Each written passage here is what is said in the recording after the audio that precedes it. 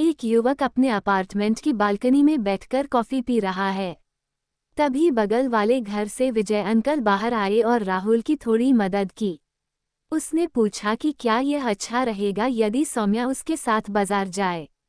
राहुल थोड़ा हैरान हुआ। सौम्या विजय अंकल की पत्नी बहुत सुंदर और सुशील है। राहुल ने उससे कभी ज्यादा बात नहीं की, लेकिन उसकी मुस्कुराहट और शैली ने उस पर गहरा प्रभाव छोड़ा। राहुल ने कहा, ठीक है अंकल, कोई दिक्कत नहीं है, और अपनी बाइक स्टार्ट कर दी। वह विचार कर रहा है, क्या सौम्या मेरी बाइक चलाएगी। वह इतनी भी सरल नहीं थी, लेकिन उसे ये देखकर आश्चर्य हुआ कि सौम्या एक साधारण साड़ी पहने हुए मुस्कुराती हुई आई और बाइक पर बैठ गई। सौम्या ने कहा, राहुल देर से आएगा।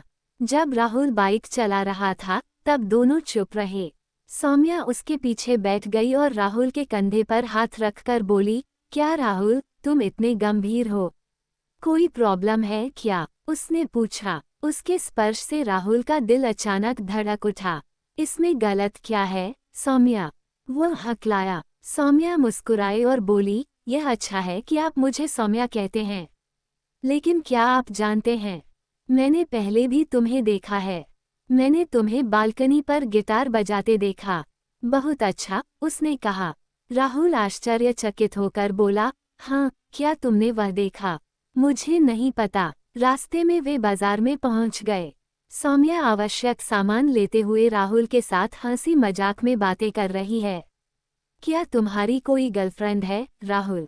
सौम्या ने पूछा। राहुल ने शरारती नजरों से मुस्कुराते हुए कहा, नहीं, मुझे अभी तक सही लड़की नहीं मिली है। सौम्या ने एक पल सोचा और पूछा, तुम्हें कैसी लड़की चाहिए? राहुल ने थोड़ा शर्मिंदा होकर कहा कि आप जैसी लड़की सरल, सुंदर और आकर्षक होनी चाहिए। सौम्या अचानक मुस्कुराई और बोली, ओह, तुम बहुत अच्छा बोलते हो। बाजार से वापस आते समय वे एक आइसक्रीम की दुकान पर रुके। सौम्या राहुल ने पूछा कि क्या मुझे चॉकलेट आइसक्रीम चाहिए। आइसक्रीम खाते समय उन दोनों के बीच मजेदार बातचीत हुई। सौम्या के होठों पर थोड़ी सी आइसक्रीम चिपकी देख राहुल शर्माकर रुक गया। सौम्या, तुम्हारे होठों पर। सौम्या मुस्कुराई और बोली, अरे बताओ, क्या हुआ? राहुल ने शर्माते हुए कहा, मैंने आइसक्रीम खा ली। सौम्या ने उसकी ओर देखा और मजाक करते हुए कहा, ऐसी चीजों में तुम अच्छे लगते हो, है न? और अपने होंठ पोंछे। घर पहुंचकर सौम्या ने राहुल से कहा, मुझे अपना नंबर दो।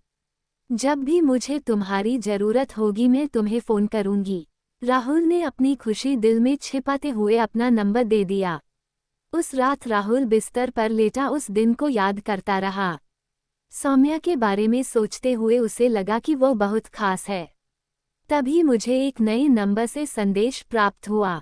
हाय राहुल, क्या तुम सो गए? राहुल ने आश्चर्य से उत्तर दिया, कौन? अरे, क्या तुम मुझे भूल गए? सौम्या ने पूछा। राहुल खुश है, अरे सौम्या, इसलिए मेरे पास आपका नंबर नहीं है।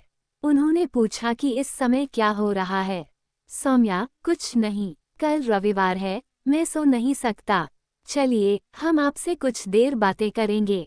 राहुल, क्या आप भी रील देखते हैं? सौम्या, राहुल, तुम क्या देख रहे हो? बस समय गुजार रहा हूँ। आप क्या कर रहे हो? कुछ नहीं, सौम्या, मैं तुम्हारे बारे में सोच रहा हूँ। राहुल अचानक उन शब्दों से आश्चर्यचकित हो गया।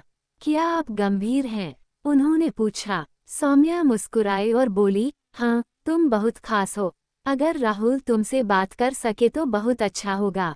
उस रात वे घंटों बातें करते रहे। राहुल ने कहा, कल मिलते हैं। उसने पूछा, चलो कहीं भी चलें, सिर्फ हम दोनों ही। राहुल का दिल खुशी से धड़क उठा।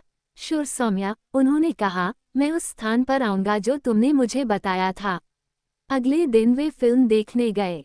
सौम्या ने सिनेमा हॉल में राहुल का हाथ पकड़ लिया।